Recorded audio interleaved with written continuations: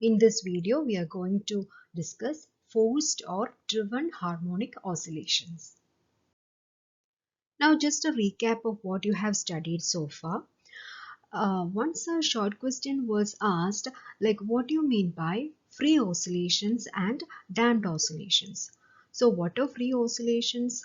Free oscillations are oscillations produced by a body under its own restoring force alone.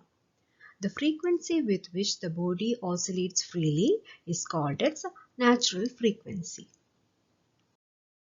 Then you came across simple harmonic motion, which you actually studied in your +2 classes, and its differential equation is given by d squared x by dt square plus omega square x is equal to 0.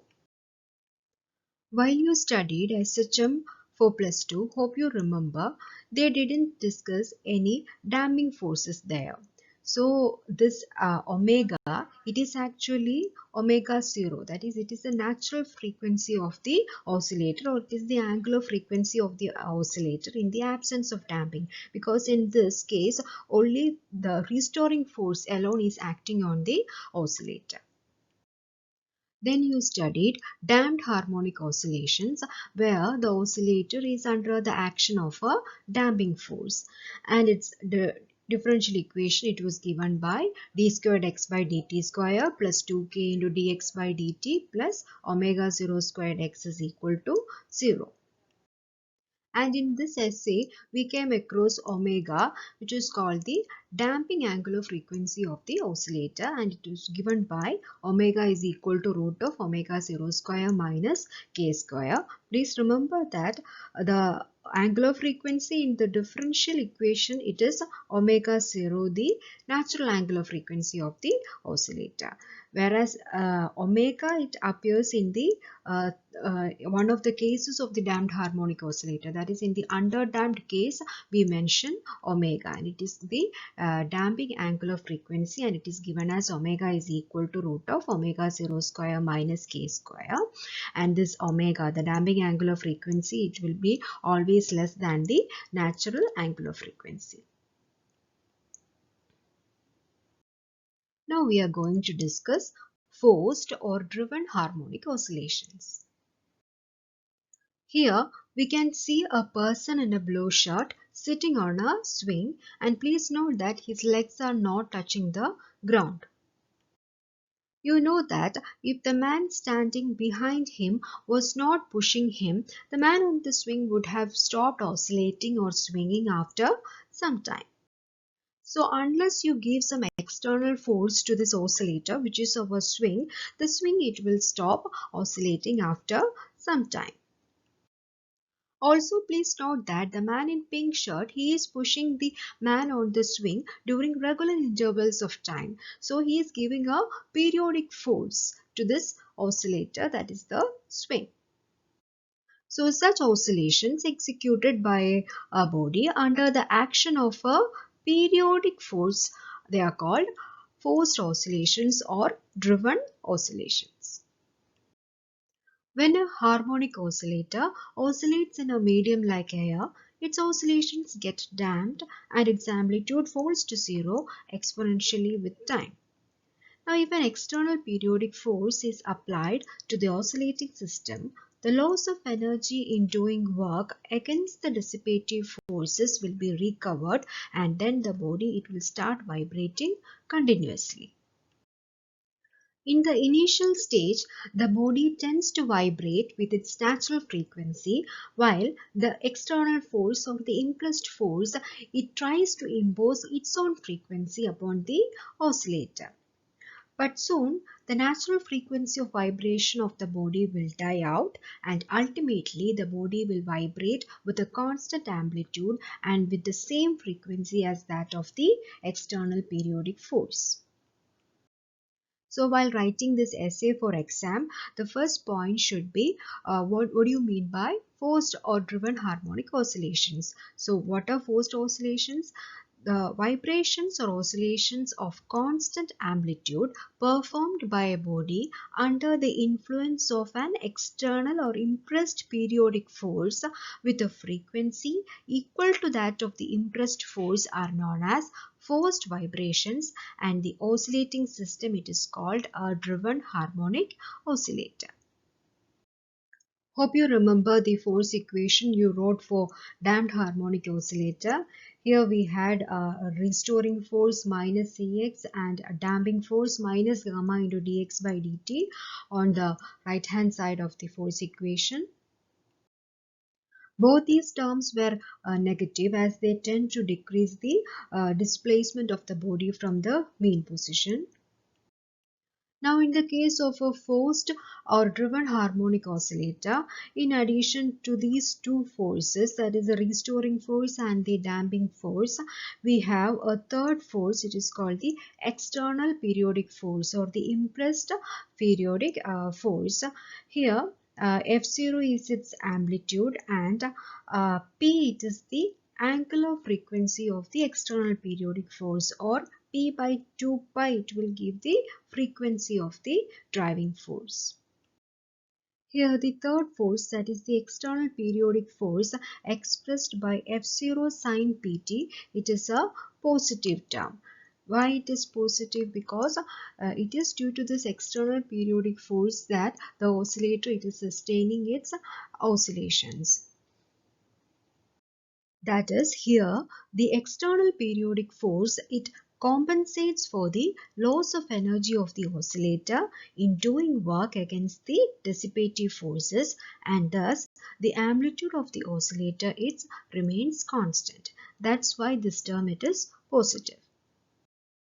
Now the equation of motion can be written as similarly that we have written for damped harmonic oscillator. Here we can write m into d squared x by dt square is equal to minus cx minus gamma into dx by dt plus f0 into sine pt. Here m is the mass of the oscillator, c is the force constant, gamma the damping coefficient, F0 it is the maximum value of force, and P is the angular frequency of the external periodic force.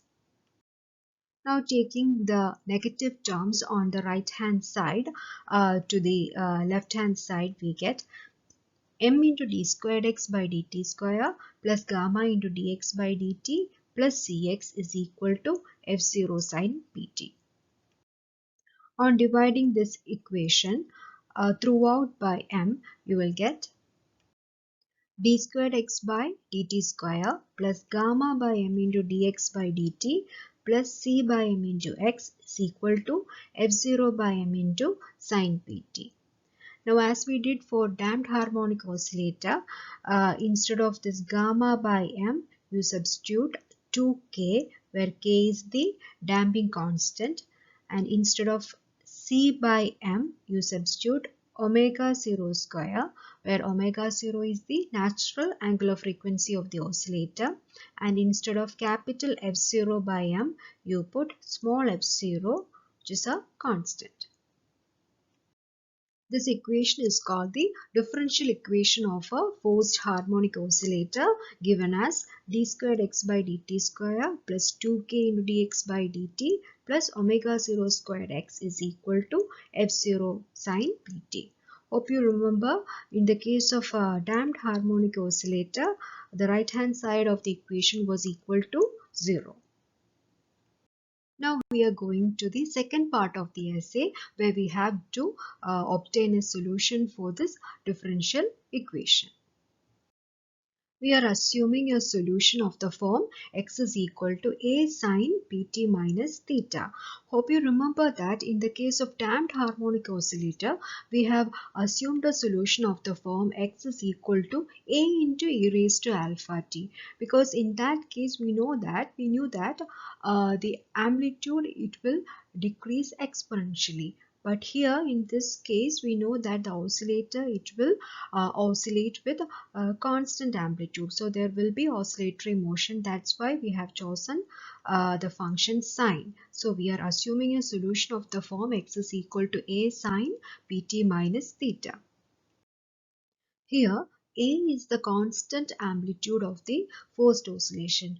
Hope you remember the definition for forced oscillations, where we said vibrations of constant amplitude performed by a body under the influence of an external periodic force and vibrating with a frequency equal to that of the external periodic force are called forced oscillations. So we had said that vibrations of constant amplitude. So that constant amplitude is represented by this capital A, and small p, it is the frequency of the external periodic force, and theta, it is the phase difference between the force and the resultant displacement of the system. As we did in the case of damped harmonic oscillator, here also we will first differentiate x with respect to t, and we get dx by dt as equal to ap cos pt minus theta. Then we differentiate with respect to t once more, giving d squared x by dt square is equal to minus ap square sin pt minus theta. Hope you remember, on differentiating sin theta you will get cos theta, and on again differentiating cos theta you will get minus sin theta. But here instead of theta we have pt minus theta. So when you differentiate with respect to t, the coefficient of t here, it is p. That's why you have to write p here. Here theta, it is a constant, and on differentiating it will be 0. When you differentiate once more, one more p, it will come here, and this is the negative sign of differentiating cos. So you will get minus ap square sin pt minus theta. Now before substituting the value of d squared x by dt square and dx by dt in the differential equation for a forced harmonic oscillator, you have to first change the right hand side. In the right hand side now we have f0 sin pt. But now you change sin pt as sin pt minus theta plus theta. That is, you are adding and subtracting theta, so there will be no change. So f0 sin pt, you write it as equal to f0 sin pt minus theta plus theta. Now you substitute the values of d squared x by dt square as minus p square a sin pt minus theta. Then substitute the value of dx by dt in the second term. Then you will get the second term as 2 kpa cos pt minus theta. Now you put the value of x we put it as x is equal to a sin pt minus theta. So the third term, it becomes omega 0 square a sin pt minus theta, and it is equal to f0 sin pt, but here you have to put sin pt minus theta plus theta. So the right hand side becomes, it is equal to f0 sin pt minus theta plus theta. Left hand side of this equation can be modified using the identity sin a plus b is equal to sin a cos b plus cos a sin b. Here we take pt minus theta as a and theta as b. So on expanding you will get it is equal to right hand side is equal to f0 sin a cos b, that is sin pt minus theta cos theta plus f0 into cos a sin b, that is cos pt minus theta into sin theta. Now if you consider the left hand side of the equation, you can see that there is a sin pt minus theta as common factor in the first and third terms of the left hand side. So on taking a sin pt minus theta from the first and third terms, you can write a into omega 0 square minus p square into sin pt minus theta plus the second term you are retaining as such plus 2 kpa cos pt minus theta is equal to the right hand side of the equation. If the solution is to hold good for all values of t, then the coefficients of sin pt minus theta and cos pt minus theta must be equal. That is, the coefficient of sin pt minus theta on the left hand side, it should be equal to the coefficient of sine pt minus theta on the right hand side. That is a into omega 0 square minus p square should be equal to f0 cos theta. Similarly, the coefficient of cos pt minus theta in the left hand side, it should be equal to the coefficient of cos pt minus theta on the right hand side, that is f0 sin theta. So 2 kPa should be equal to f0 sin theta. So on equating the coefficients of sine pt minus theta on both sides of the equation, you will get a into omega 0 square minus p square is equal to f0 cos theta, and on equating the coefficients of cos pt minus theta on both sides of the equation, you will get 2 kPa is equal to f0 sin theta. Now you take the square of both equations and add those equations. Now the square on squaring, you will get a square into omega 0 square minus p square the whole square, plus this on squaring it becomes 4 plus 4 k square p square a square. It is equal to, here also on squaring and adding, you will get f0 square into cos square theta plus sine square theta. On squaring here it becomes cos square theta and this sine square theta. But you know that cos square theta plus sine square theta is 1. So the equation it becomes like this. Now you take a square as common factor, then you will get a square into omega 0 square minus p square the whole square plus 4k square p square, it is equal to f0 square. From this equation you can write the value of a after taking square root as a is equal to f0 by root of omega 0 square minus p square the whole square plus 4k square p square. On dividing equation 4 by 3, you will get here f0 and f0 will cancel, also a and a will cancel. Therefore equation 4 by 3, that is sin theta by cos theta, will give tan theta. Tan theta is equal to 2 kp by omega 0 square minus p square. Therefore theta is equal to tan inverse 2 kp by omega 0 square minus p square. Hope you remember we had assumed the solution as x is equal to a sine pt minus theta. Now we got the value of a at theta. Few things that we are going to discuss in the next 2 or 3 slides. You need not write for exam, you just listen. So for max people, this is a linear differential equation of second order, and its solution consists of a complementary function and a particular integral.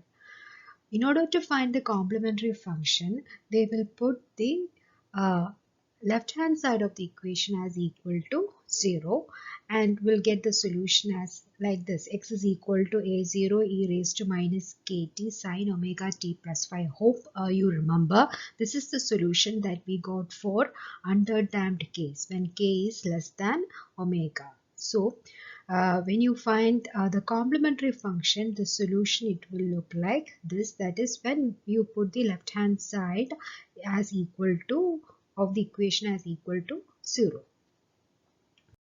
So for a second order linear differential equation that we got for a forced harmonic oscillator, its solution consists of two parts, that is it is the sum of a complementary function and a particular integral. On solving the particular integral, you will get the solution as this, and on solving the complementary function, you will get this solution as a0 e raised to minus kt sine omega t plus 5. So what does this solution it implicate, or what is the interpretation that we get from this solution? So the first term, that is the first term, it represents the natural damped oscillation that we got in the earlier case of damped harmonic oscillator, the third case, the underdamped case, and the second term, it represents the forced oscillation. So initially both the vibrations will be present, but with the passage of time, the first term, it will vanish, and the motion of the body will be completely represented by the second term, that is there will be only forced oscillation. So the solution is given by x is equal to f0. You have to give only the second part of this equation here. In the next class, we will discuss the three cases, that is the low driving frequency, high driving frequency, and resonance. Please note that case 1 and 2, it is not in the syllabus, whereas this resonance is a very important short question.